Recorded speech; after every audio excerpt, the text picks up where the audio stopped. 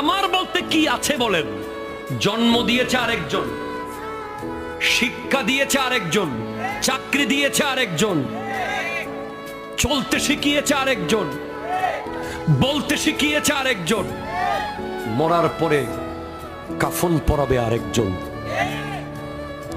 নাম দিয়েছে আরেকজন, কবরে শোয়াবে আরেকজন, মাটি দেবে আরেকজন, বাঁশ দেবে আরেকজন, বেড়া দেবে আরেকজন। নিজের কি কখনো কি ভেবে দেখেছেন?